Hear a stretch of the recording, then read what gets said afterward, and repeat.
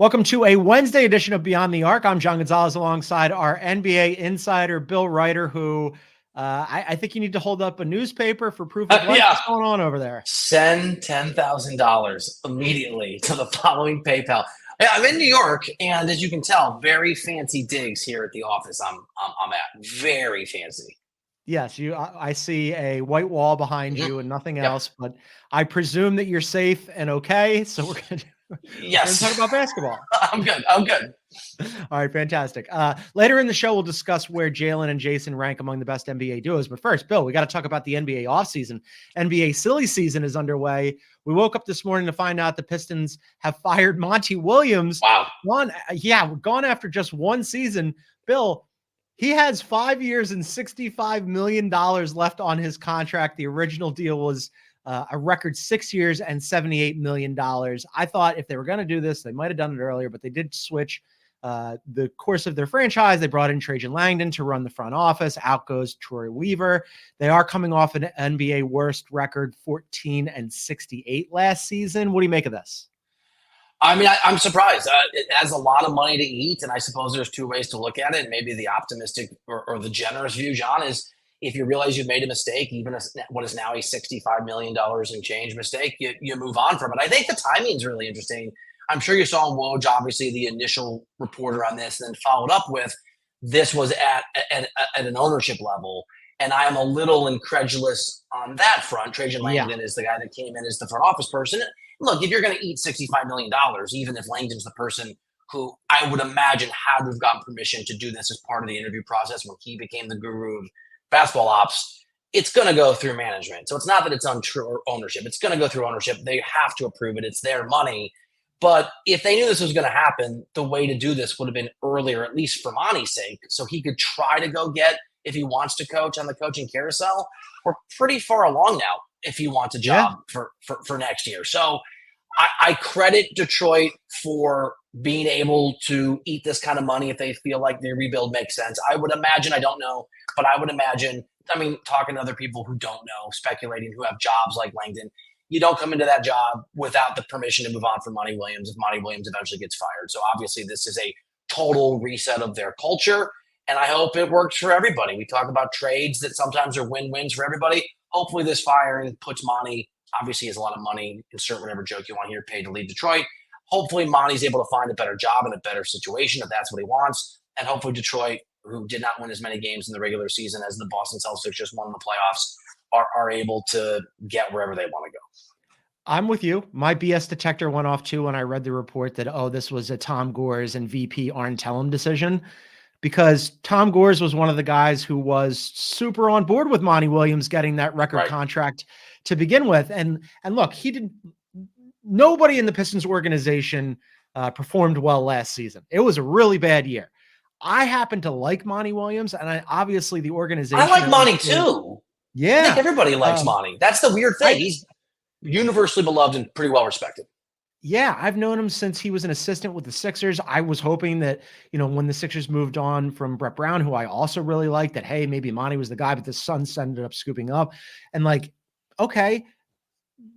it just seems a little strange to me that you give him this massive deal, and then you're like 1 year later, knowing that you were going to be bad last year and almost purposefully bad, although maybe you overshot the landing on that one. Yeah. Dysfunctional, right? They were dysfunctionally bad. Yeah. Yeah. And no developments, no signs of development is part of the problem. No signs of development. So regression. I wanted to get into that a little bit because I feel like there were some curious things last year. Quite obviously, Monty was very close to Troy Weaver, who is now out, and Trajan Langdon is now in. But also, Monty knew Trajan from New Orleans, so it's not like they were unfamiliar with each other. But some of the decisions that went on last year that led to them, going on that 28-game losing streak, not developing some of their players. There was a moment, multiple moments actually, earlier in the season prior to the trade deadline where they were giving Bojan Bogdanovic heavy minutes over Asar Thompson, who started off like the first 10 to 15 games looking like they really found something. And if you're developing and not trying to – so here's what I've heard, and this is before he got fired. What I had heard, again, this is gossip from other GMs. So this isn't GMs knowing what is going on so much as their perspective from a distance, but I think it tracks, John, with the news and what you're talking about. there was a view out there that Troy Weaver sold his ownership of bill of goods, and that his vision and message must have been, let's pay Monty all this money and we can develop and we can be better quicker. And we're going to, so I think there was, and who knows what that, maybe it's 25 win. Who knows what he was selling in order to bring in Monty Williams and to keep his own job. But obviously there was expectations in Detroit that not only they develop players, but they win more than 13 games. So I think, you know how this works. Sometimes some owners are better than others at understanding the reality on the ground. And a lot of being a general manager or whatever your title is, the guy that runs ops, is managing up. And sometimes people are really good at managing up, but not necessarily doing the job. And it sounds to me, and again, this is from people who maybe don't like Weaver and don't like, maybe he sold his ownership of bill of goods. And that's part of the reason Monty was under some pressure. Like, dude, I need you to win some games. Like, you can be bad, but you can't be this bad. Play some of these other guys, even though they're not young. Yeah. Okay. So play some of the other guys, even though they're not young component. Like I wonder, just to go back to the Bojan and Asar Thompson situation, like, cause I thought that was very curious to begin with, where it was bizarre. You see Asar Thompson, he can do a lot of things. He can't shoot. They can do a lot of other, just like his brother, he can do a lot of other things on the basketball court. And then all of a sudden it's like, you know, you're playing him off the bench. He's not getting regular minutes. And like you're playing Bojan, and I wonder how much of that do you think was Troy Weaver going, yo, we're trying to showcase Bojan so we can move him at the deadline, even though we could have moved him. Yeah, I don't think that's a lot of different teams. You can move him. People know what he is, and you can also sit him and just say, you can limit his minutes and say, look, we want to play. I think it's totally again, like I just said, I think it was the pressure not to win 45 games, but I think there must have been some target that Weaver correctly, as it turns out, felt like he needed to hit. And maybe it's as your young guys aren't looking as good and those are the guys you drafted, maybe it becomes, all right, if we win 24 games, I can sell this idea that we're trending. But obviously they were making decisions based on keeping jobs, decision-making, and not on what was best for the organization. Do you think, I mean, me personally, I think this is a mistake. I'm fine with moving on from Troy Weaver. I think it's a mistake to move on from Monty after 1 year with that much money left. And at this point where you have the draft next week and you have other teams like the Lakers and the Cavs way farther down the line on their coaching search, like now all of a sudden you're really scrambling. If it's a mistake, and you may be right, the mistake is not moving on from Monty. It's hiring somebody that requires you move on from Monty. I don't care. I mean, well, just great. But you went through a process of hiring Langdon.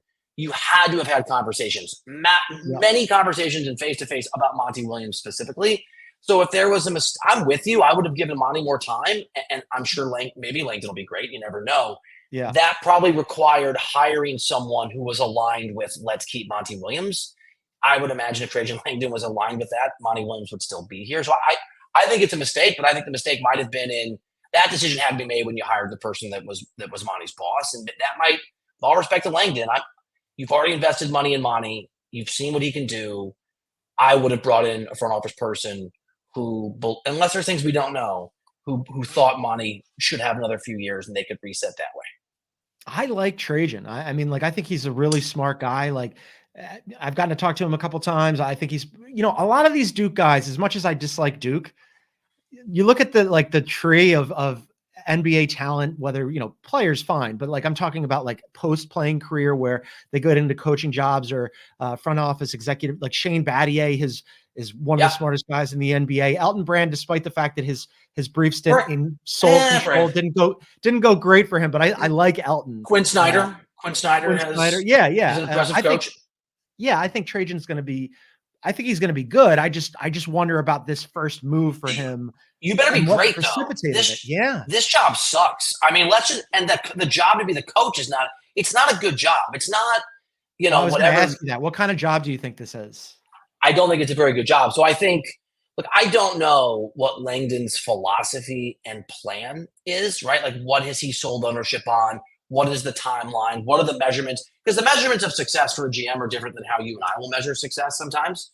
So assuming it's small incremental progress in being respectable, if not winning a lot of games, and it's developed players, I guess it's an okay job if you can go find some young, really ambitious, impressive assistant coach and you're kind of taking a gamble on, but you feel like it's really, but I mean, it's not a great job if you have to win now and you've already had a job before. I think. Yeah, I mean, I was looking at what they have, right? So Cade Cunningham, I don't know where you are on him. I think I he's mean, cautiously fine. optimistic he can figure it out. Yeah. Yeah, yeah. Yeah, it was a little bit of a bounce back this year. I do like Jalen Duren. I think he's good. Jaden Ivey, I go back and forth on. And then Asad I'm Thompson, not I think super high could be on, good. but so I think it sounds like we're aligned on all these guys. It's hard to assess. They obviously feel like Monty Williams wasn't up to the task of making these guys the best versions of themselves. And that could be wrong.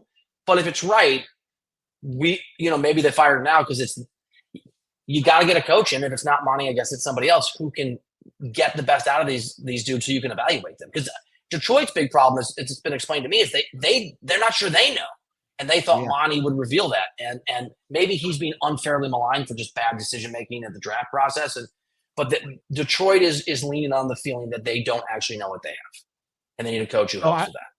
I was looking at, in addition to the players that they have the most available cap space this offseason, projected around $64 million, although tough sell getting any free agent to go there, let alone the top tier free agents. Yeah. And then you've got the 5th pick in the draft because despite having the worst record in the NBA, they dropped because the Hawks leapfrogged them. So like brutal. When you add in the players that we're kind of not sure about, but maybe could be good, and then the 5th pick, and then a bunch of money, but who are you going to spend it on? And then on top of that, they just got rid of a coach that they offered a 6-year contract to. Like, I'm looking at that situation. If I'm a prospective coach, and I think you're right. I think you'd have to be like a young, hungry assistant who goes, I'm rolling the dice. Let's try it. Because otherwise, and who has a relationship with Langdon, right? So like, there's going to be trust there. He's going to hire his person. It's going to be interesting because that 5th pick is not amazing, but there's a sense that if you are smarter than the other GMs, that you can find guys in this draft, and that most people are going to miss. So it's a really interesting test case for Langdon. It'd be totally different if you just pick a number 1 overall. Maybe not in this draft, but we won't know right away. But let's see how good he is at this job, at being the final decision maker in a draft where people say that 1 to 5 or 1 to 6 are interchangeable. Can be, depending on who you are. It's really interesting. The Pistons just cannot stop being the Pistons. Like if I was a Pistons fan, I'd be like, what the hell are we doing here? I mean, fine, move on from Troy Weaver. Okay. But, and if it really is like a top level decision, if it was Tom Gore's going, man, we really need to reboot this thing. And probably Trajan goes, maybe we could move on from Monty. Like, well, that's a top down problem. Like, you have to have some semblance of an idea. I know that you're an owner with $1 zillion and like, maybe you don't think these things through and you're not really a basketball guy, but ultimately it stops with you, right? Like, that's super dysfunctional to me. I know that we got a break, but do you think, so JJ's far down the line with the Lakers, and Borrego's far down the line with Cleveland. There is a belief out there that JJ is going to hire a very experienced staff to sort of bridge. And by the way, Monty Williams, his wife has breast cancer, so there's also reasons he might just want to step away from the game, and I don't know, and I have no insight whatsoever. But he'd be an interesting candidate as a top assistant if that's something he wants to do. And in that case, the timeline doesn't matter. If he's open to that, I just don't know. I don't know. Like maybe he'd rather just wait to the next cycle a year from now, just go be a head coach somewhere. I don't know either. The part about his wife, there were the reports that he was thinking about taking a year off before he took that deal. So maybe now you take the extra $68 million they still owe you, and you you take a time out, you go be with your family, and then you reset and see what the landscape is next season for head coaching jobs. But he would be a great top level assistant with JJ. Isn't it amazing how a year ago there were a lot of good jobs open, and outside of Philly, almost everybody hired the wrong person for their organization. I think I would have hired Monty in Milwaukee. Like, that would have been, if I was John Horst, the pick. Yeah, that would have been a good fit. And I said that to people in Milwaukee, and they were just like, yeah, man. And they weren't feeling it because they had to go get their guy Adrian Griffin, who they love so much. Right. And who knows, like maybe Monty was in the mix and the money. I don't think he was in the mix in Milwaukee. But it's other than Philly, who Nick Nurse, awesome, right? Awesome hire, and whatever the problems, it ain't Nick Nurse. Otherwise, that carousel, like Phoenix didn't do it. I mean, even the last few years, like the big jobs that have been open, people have not done a good job with who they've chosen. Fascinated to see who ends up in Detroit now after this whole thing. NBA offseason, silly season. is off to a roaring start. We're going to take a quick break, and then on the other side, we're going to discuss some other offseason news, including Pascal Siakam and OG Anunoby and what it looks like for their contracts. That's coming up on Beyond the Arc. Football action continues. Are you ready for this? Ready to take chances? As the gridiron is taken over by the Great White North. It's time to storm the fortress. It's time to fight on the battlefield. Catch the Canadian Football League on CBS Sports Network. Welcome back to Beyond the Arc on a Wednesday. John and Bill here. You can find us wherever you get your favorite shows. Please download, subscribe, leave us a review. It helps people find our podcast. All right, off-season news, Bill. A couple of things, news of note here that have recently developed. Looks like Pascal Siakam is staying put, according to Woj over at ESPN. He's expected to sign a 4-year max for just shy of $190 million with the Pacers. Great news for the Pacers. Wow. Great news for the Pacers. They anticipated this when they traded for him. But for sure. But we also saw, like, one, he's an awesome fit with that team. He's a great running mate for Tyrese Halliburton. And also, despite the fact that they got swept by the Boston Celtics, we saw what happened when Tyrese Halliburton was out. Pascal Siakam was the best player on that team and at times the best player in that series. He's a stud. I mean, the guy's obviously an NBA champion, and he is a legit force when those games matter. And we'll have to see how everything shakes out with everybody, but I don't know where you are. I'm kind of come around to the Pacers are a legit, like, good team. I don't want to play them in the playoffs. I'm not predicting they're going to win an NBA championship, but it's nice to see the East keep a team that can at least be challenging potentially when they're fully healthy to a team like Boston and make it a little more compelling of a conference, because it's not that compelling compared to the Western Conference. So good news for the Pacers. I just think good news for basketball to have a semblance. I don't know if it's balanced, but a semblance of a notion that it's not just one team in the Eastern Conference. I thought that they were super fun last year, kind of a revelation. I didn't expect them to be good, with the style that they play, where they're first in offense and second in pace. Only the Wizards play fast. They are fun. They're fun. Yeah. And it did kind of translate a little bit. And I do like Pascal Siakam coming back and what you were saying about, like, them just being like a member in good standing in the Eastern Conference where you can pencil them in for a playoff spot next year. Right. I think is good, because they are a competitive team. And I'm looking at the East right now. And so obviously the Celtics are going to be the favorites next year. And then you've got a healthy Knicks team that they're going to be. I feel like number 2A. Yeah. And then you get into that, like, Sixers and Bucks group where who knows what they're going to be. And then after that, I'd throw them in where they ended up last year. I'd put them in that Cavs, Magic, like that tier. Like, I like them ahead of Miami Heat group. I put them at the top of that tier. I'm a little biased because I was at the I covered the in-season tournament, and and there was no Siakam then, but just if they were healthy. Remember when Halliburton was a top 5 player for the first 20 or 25 games? He was awesome. Now, I had pneumonia throughout that whole thing, so maybe I was just delusional from the sickness. But it was awful. But my memory, like, they were really fun. And I know it's an in-season tournament, and we sort of roll our eyes at it now, but it was intense then. Teams were intensely competing to sort of be a part of that final group, and they lost to the Lakers, but they were just they're good. They're not great, but yeah, I'm with you. I think top of that tier, and you tell me that they slip past the Bucks, and the Bucks keep having health issues or just issues, I would be surprised. Wouldn't shock me. I mean, they beat the Bucks. Bucks didn't have everybody's hurt. Superstar Giannis, and Dame was, not quite Dame, but yeah, no, I think that they're in that, like, we're going to be a tough out. We're not going to win the East. We're not going to win a championship, but we're going to make your life a problem. And that's okay for right now. Yeah. I think if you're a Pacers fan, that's probably all you'd really expect anyway. I mean, this is the most promising they've been since Paul George went to the Eastern Conference Finals and got just hammered by LeBron, right? And that's a long time ago when the Pacers were legitimately, is a threat too much, John? Can I say kind of a threat-ish?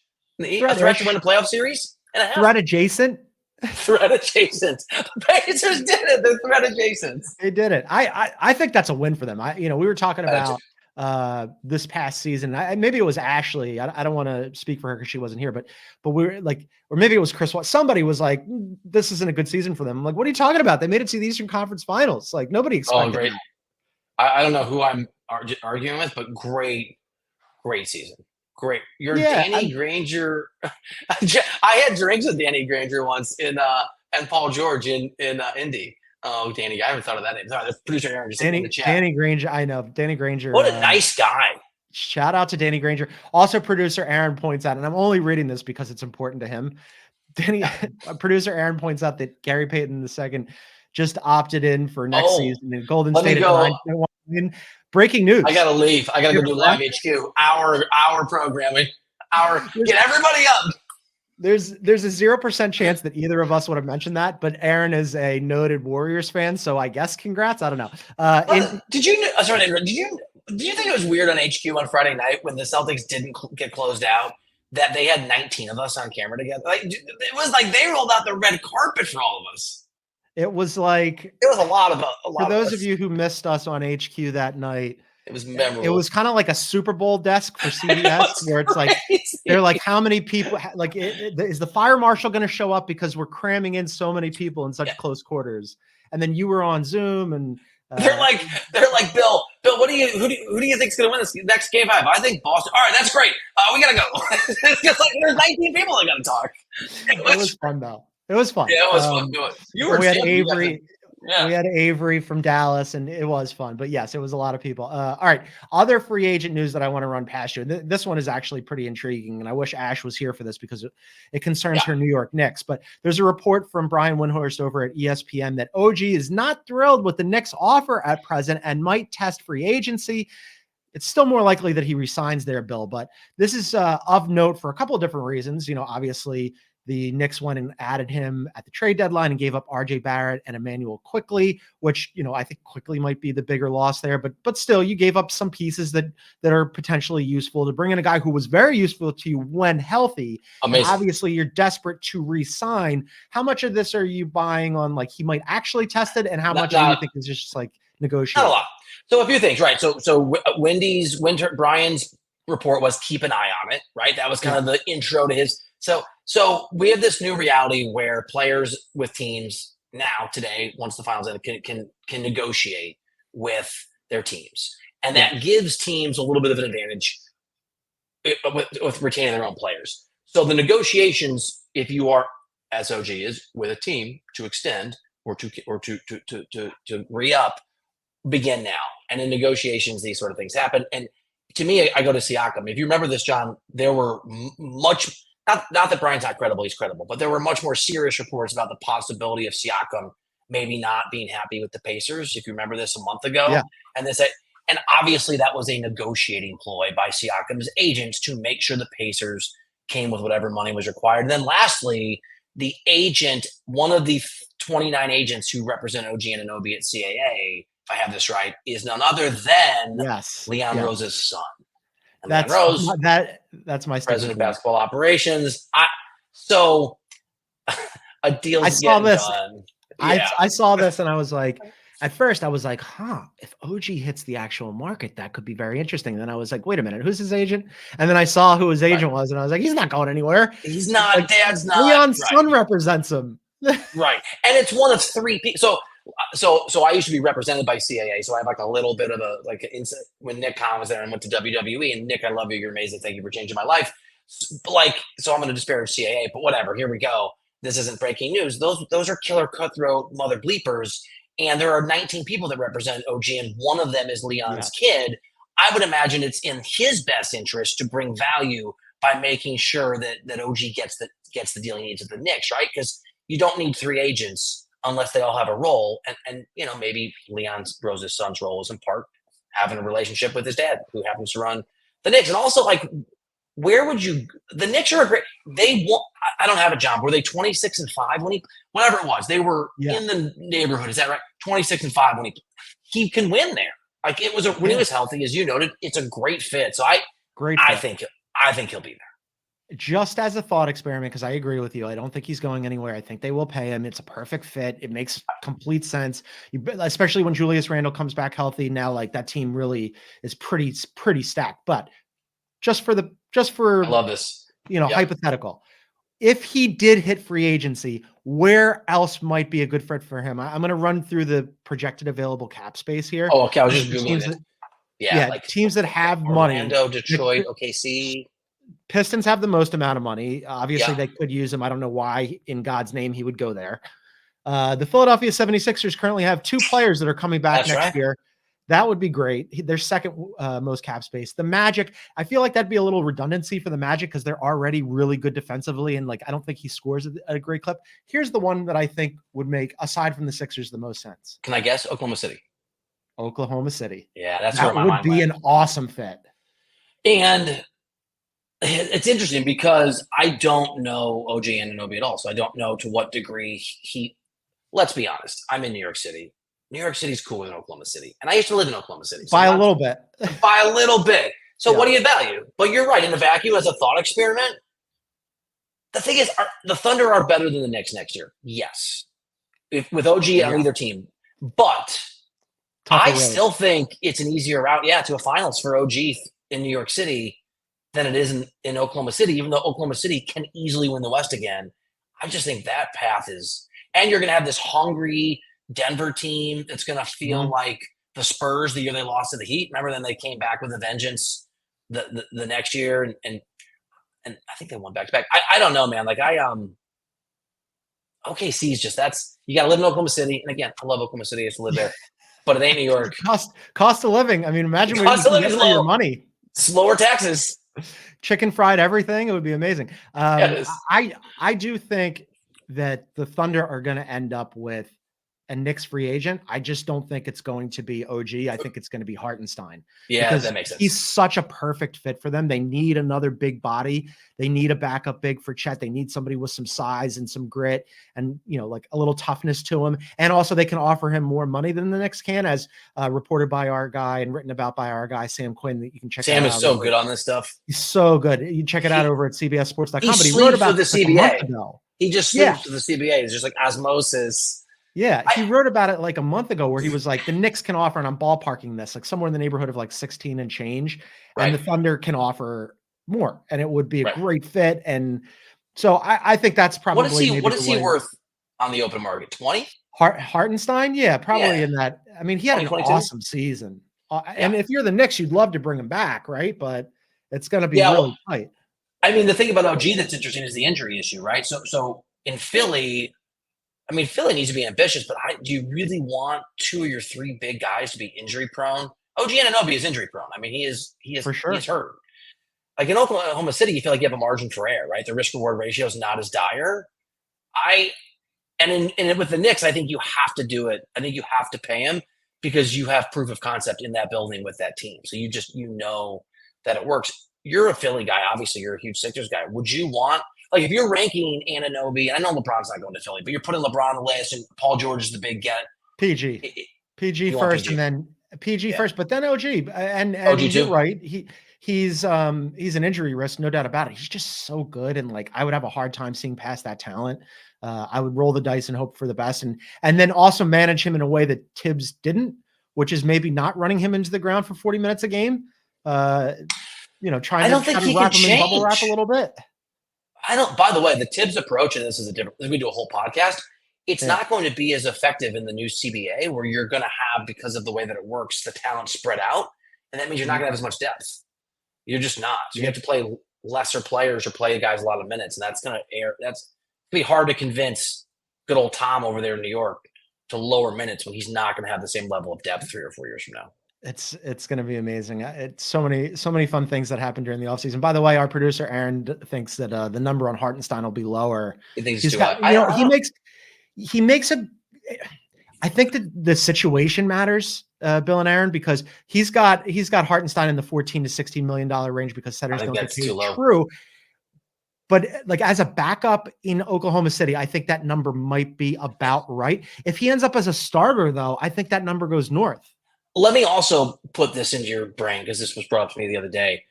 Yes, we're thinking about the numbers in the sense of what they are now, but it's not CBA. I said this the other day, the cap's going up. When the new cap goes up in a year, 20 to 25 million is going to feel like a deal because there is going to be the way that, for people listening that don't know this, the way that the Players Union Association negotiated contracts many years ago, but now they get half the money. So if Amazon offers $20 trillion to the NBA, half of the $10 trillion goes directly to the players and their salaries. So in a year, contracts are going to be massive in a few years. So locking him in for a couple years, even if you overpay now, might be an underpay when that deal is underway, like the second and third year. We talked about this on a previous show. I'm just ballparking the number now, but I was looking at what the fifth year of the new 5-year Supermax would be, and it was like in the 90-something million dollar range for the fifth year for a single player in a single season, which is just like mind-boggling. That's like Kylian Mbappe numbers. So yeah, it's going to be monopoly money coming up. All right, we're going to take another Kylian quick Mbappe. break. What a reference. Kylian Mbappe. Well, he broke his Hated nose that, the by the other way. day, so he's going I'm to have to glad. wear a Well, I'm allowed to say I'm not glad. I'm a little Real Madrid. Sorry. I know he's a Real Madrid guy, but right Yeah. now he's playing for France. And Yeah. you should check out all of our soccer coverage here at CBS Sports. We do really good stuff. We're going to take a quick break, and then I have just one quick question to run past Bill about where Jaylen and Jayson now rank among the best duos in the NBA. That's coming up on CBS Sports. Wait, we're not on CBS. I think the cool part about being on Team USA is that everyone represents the American dream. Whether you're a white, straight male athlete or me, who's an Asian American, queer female athlete, I want to be the beacon of hope that a lot of other people don't have. Through the break, like we were on CBS Sports Network, and then Aaron cut me off. Muscle memory. That's all right. We're on. We're just in podcast form today. Welcome back to Beyond the Arc, not on CBS Sports Network. It's John and Bill hanging out on a Wednesday. You can find us wherever you get your favorite podcast, and also on YouTube. Check out our YouTube page. That's at Beyond the Arc CBS, and subscribe and leave us a comment and hit the like button, all that good stuff. All right, Bill. Somebody mentioned this on Twitter the other day. It was after the NBA Finals. I can't take credit for it. I did think it was an interesting thought experiment, but Jaylen and Jayson. Jaylen Brown is 27 years old. Jayson Tatum is 26 years old. As we mentioned on the show, Jordan didn't get his first title till 29, and LeBron was 27 when he got his. Amazing. So I'm wondering where there's a lot of really good duos in the NBA right now, but coming off of this championship, I don't know if you're a wrestling guy, but are Jaylen and Jayson the tag team champs right now? I missed You're aware of the tag team champion concept though, so what do we think? So my first instinct is no, and I have to. I think it's a no for me. Although I'm gonna be redundant here and repetitive, but it doesn't matter. Like other teams need tandems to be really, really good to win an NBA championship. Obviously, Boston doesn't, but this team is defined by their depth, and I don't as a 1-2. I don't think so. I think that they need the guys behind them. I guess I'd have to figure out who would be the better duo though. Can I run some duos past you and you can take one or the other? Hit me, because I think the guys in Denver are better on first blush. Let's start. Okay, let's start in the West. So Joker and Jamal Murray, you'd rather have them, right? Yes, absolutely. If you took Derek White and Kristaps Porzingis and Drew Holiday and Pritchard and you just put them behind Joker and Murray, they're gonna do just fine. Even without Jamal, I'd rather have Joker. Like he's just that good. Next one for you in the West, SGA and Chet. Oh, that's a great. Not yet. Well, maybe it's close. But they're going to be. Let me ask you one. I'd go the Jays. Go ahead. Can I swear on here? Am I allowed to swear? I have no idea. I don't think we ever. Aaron, Wemby and who gives a shit? Wemby is an interesting one. That's also where you're like, oh, that's close. I'll take Wemby right now. That is really close. That's really, and that's where I was. That's where I was on Joker. It's like Joker, and who cares because you got Joker. Right. And either Gobert or Cat. No, absolutely not. Okay, KD and Booker. Also, I think the defense matters. Matters. I'll go Jaylen and Tatum there. 39-year-old LeBron James and Anthony Davis. I think that is a better duo. I think so too. Defense, and then LeBron is LeBron.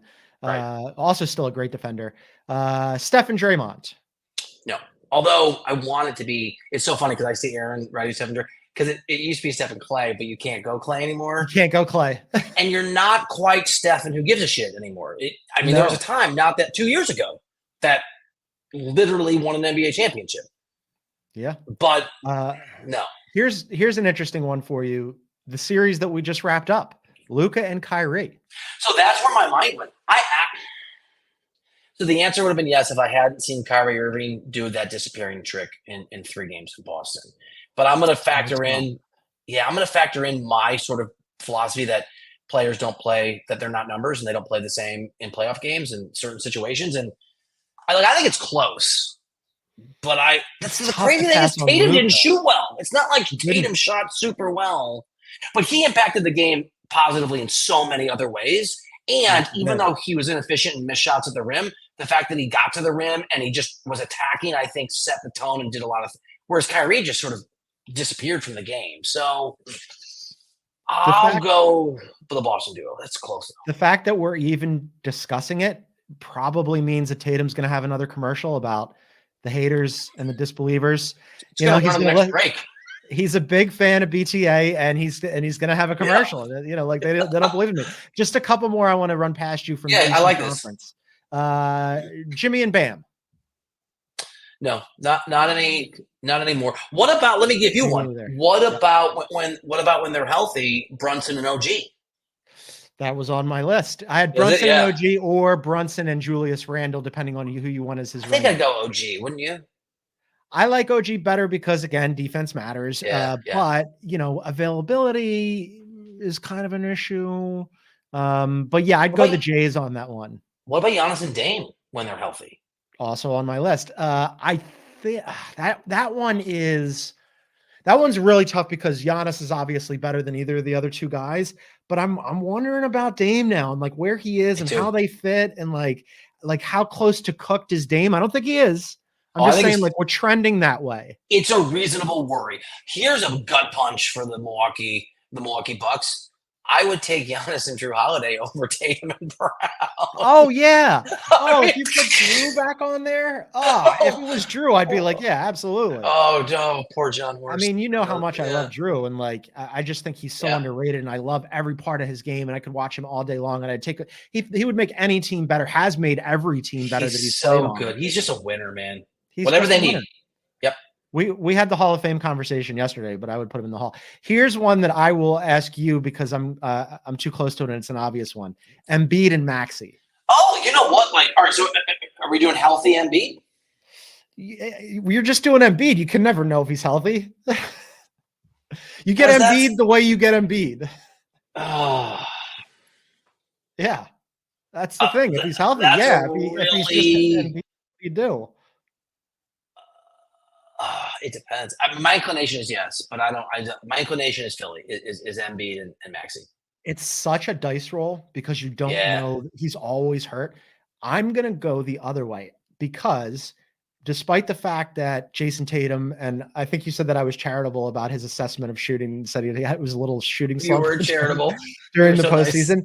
Nice. But one of the things that we've talked about that I think just matters so much is Jayson Tatum is always available.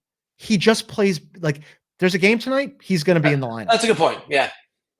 And like that matters. I mean, like Embiid not being available intermittently over the course of his career has been an absolute gut punch to the Sixers over and over and over again. Whereas this year you saw those two guys, Jaylen and Jayson, they run them out there and that matters a lot. I saw a great stat, by the way, that Tatum's field goal percentage on just straight jump shots was 28%, which was just below Giannis in the regular season. You're just giving him more material for the other commercial. He's just writing it all down. Commercial 3. He's going to have so many commercials. All going to be about Beyond the Arc and what we said. That's pretty funny. All right, last one, and I'm only doing this because Aaron put it in the chat, but I'm out on this one. Halliburton and Siakam. Man, Halliburton was too different. He was Dr. Jekyll and Mr. Hyde. That's a no for me. I mean, I would have entertained it in December if Siakam wasn't there. But but I think the thing is we do get sort of swept up in these moments. And if a year from now the Celtics go out in the second round of the playoffs to the conference finals and we are crowning somebody else in the NBA, Denver wins again. Yeah. These guys all slide, right? So I don't think it's unreasonable that we could get to a point where that's a conversation. As I was doing this, I was surprised by how many, because you hit it right off the bat, but I had to like go through each team and like think about it. Yeah. But there's so many great duos. And Aaron just pointed out the Pacers outscored their opponent with those two guys on the floor in every series. He's upset because I dismissed it. You did dismiss it. You were dismissive. I'm going to go Jaylen and Jayson. You know what? Everybody knows I'm famously a Boston guy, so I've got to ride with the. But you don't think they're the best, dude? Like, where do we think this puts them? Like the 3 to 5 range? Is that kind of where we came down? Top 5-ish. For sure. So we both agreed on Joker. Yeah, top 5-ish. Both agreed on Joker. I think we both want LeBron and AD. We the did. Luka and Kyrie thing is a toss-up. The Embiid thing is a toss-up. The Giannis thing's a toss-up. I think the Wemby thing's a toss-up for me. The Wemby thing's a toss. I think after like the 2 duos that we both were definitely in on, then all of a sudden it's like they're in that mix of 3 to 5, somewhere in there. And then here, Shea and Chet could easily have passed. Yeah. And that's not even those 2 guys, Boston, the Jays going down, just Chet and Shea are young. And they're Luka and Kyrie. I mean, there's so many good duos. So many good duos, including this one here at Beyond the Arc. We had a great and a trio. It's really a trio because producer Aaron and we go 4 wide when Ash is here as well, and Ash will be back on Friday. We're actually going to be dark tomorrow. Little timeout post finals, take a little breather, and then we've got travel day, a show. Yeah, we got a little timeout tomorrow, and then we're back at it on Friday on CBS Sports Network at 2 p.m. Eastern. You don't want to miss that. And then all next week, because Bill, the draft is Wednesday, rapidly approaching. So we've got a ton of draft content coming on the podcast and on CBS Sports Network next week. So you guys don't want to miss that either. But for now, Bill, in his hostage situation, I hope somebody comes to rescue him. He's in New York City. He's going to get sprung. He's Bill Ryder, our NBA insider. I'm John Gonzalez. Thank you so much for tuning in, everybody. We'll see you on Friday.